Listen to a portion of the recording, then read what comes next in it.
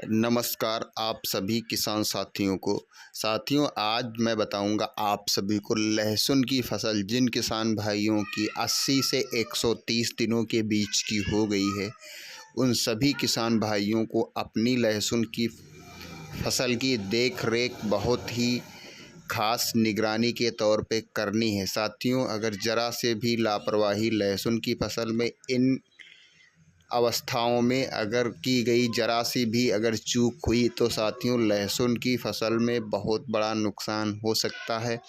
सबसे अहम रोल अब लहसुन की फसल को देख रेख करने का ही है। साथियों, जिन किसान साथियों की लहसुन की फसल 130 से 40 दिन की है, उन किसान साथियों को तो बहुत ही ज़्यादा लहसुन की अपनी फसल को केयर करना है, ताकि उनकी फसल में किसी भी प्रकार की कोई समस्या उत्पन्न ना हो। बहुत से किसान भाई गलती कर देते हैं, उन लोगों के दिमाग में एक बात आ जाती है, वह लोग स्वयं सोचने लगते हैं कि हमने पौधे को तो अच्छी तरीके से ग्रोथ में ला दिया है, पौधे का अच्छी तरीके से विकास हो चुका है, अब हमें किसी भी चीज़ की इसमें डालने की या स्प्रे करने की आवश्यकता नहीं है। तो किसान साथियों, अगर आपने इन परिस्थितियों को अपनाया तो आपकी लहसुन की फसल को हो सकता है बहुत बड़ा नुकसान। चूँकि किसान साथियों, अब थोड़ा ठंडक बीच में हुई थी, अब गर्मी का मौसम धीरे धीरे आने लगा है, तापमान जो है वह दिन में अच्छी तरीके से मेंटेन रहता है।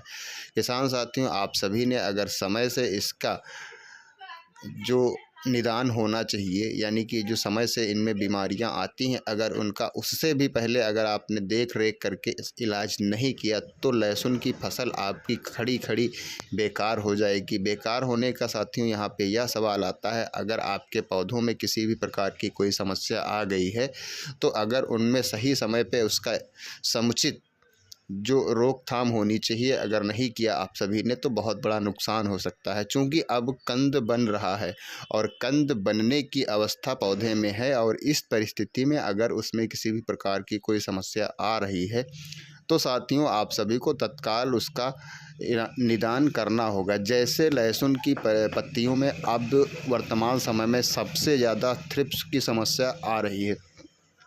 बहुत से किसान भाई दूर से ही अपने लहसुन के खेत को देख लेते हैं और कहते हैं हमारा लहसुन का खेत अच्छा है, किसी प्रकार की कोई समस्या नहीं है। लेकिन साथियों, आप सभी को विशेषकर मैं इस वीडियो में बताना चाहता हूं, आप सभी लोग अपनी लहसुन की फसल को अच्छी तरीके से पूरे खेत पूरे प्लॉट को देखिए।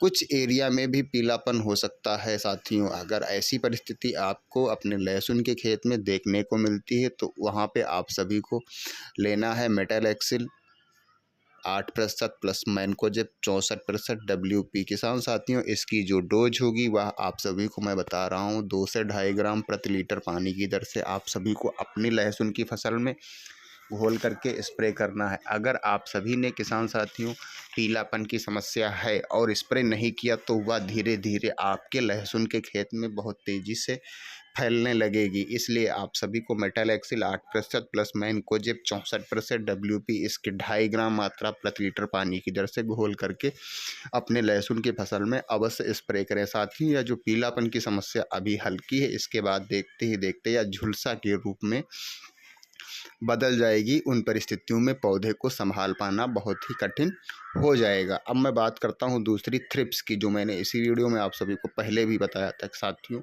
लहसुन की पत्तियों में जब थ्रिप्स की समस्या लग जाती है, थ्रिप्स जब 2-4% अगर आपके लहसुन में है तभी आपने दवाइयों का स्प्रे कर दिया तो साथियों उसका खात्मा तत्काल प्रभाव से 2-3 दिन के अंदर हो जाएगा। अगर आपने थ्रिप्स की समस्या है आपके लहसुन में और आपने समय से उस पर रोकथाम के लिए दवाइयों का स्प्रे नहीं किया और थ्रिप्स अगर बढ़ती चली गई, इसके बाद पत्तों के माध्यम से वह नीचे की तरफ अगर चली गई, तो इन परिस्थितियों में साथियों आपको थ्रिप्स अपनी लहसुन की फसल से ख़त्म कर पाना, यानी थ्रिप्स जो नुकसान पहुँचा रही है लहसुन में, उससे अपनी फसल को बचा पाना बहुत ही कठिन हो जाएगा। इसके लिए आप सभी को साथियों लेना है पिप्रोनिल 40% प्लस इमिडाक्लोरोपिड 40%।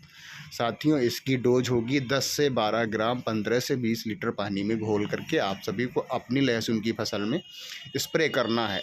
इससे साथियों, अगर आपके लहसुन की फसल की पत्तियां मुड़ रही, गोल आकार की हो रही, यानी कि जलेबी के आकार की हो रही हैं, वह भी सही हो जाएंगे। और इसी के साथ में आप सभी को लेना है माइक्रो न्यूट्रिएंट। किसान साथियों, जो लहसुन की फसल में पीलापन आ जाता है वहाँ पे आप सभी को माइक्रो न्यूट्रेंट का स्प्रे करना है। साथियों, आप सभी लोग माइक्रो न्यूट्रेंट के लिए दयाल कंपनी की वेच मोर जिंक ले सकते हैं। बहुत ही अच्छा रिजल्ट लहसुन की फसल में हो। आप सभी लोग अपनी लहसुन की फसल में 1 ग्राम जिंक 1 लीटर पानी की दर से घोल बनाइए।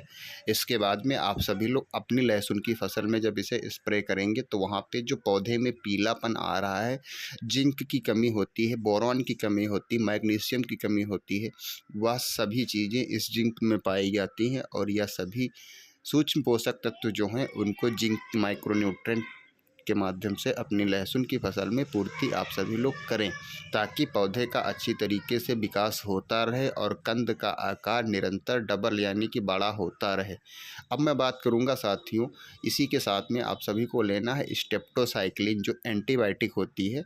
इसको आप सभी लोग अपनी लहसुन की फसल में, इसकी 6 ग्राम की पुड़िया आती है, इसे आप सभी लोग 40 लीटर पानी में घोल करके स्प्रे कर सकते हैं। यानी कि 20 लीटर का जो आपका स्प्रे पंप है उसमें 3 ग्राम स्टेप्टोसाइक्लिन के अंदर जो दवाई निकलती है उसको सिर्फ डालना है। तो किसान साथियों, जो स्टेप्टोसाइक्लिन है यह हो गई एक एंटीबायोटिक जो मैंने आप सभी को बताया है।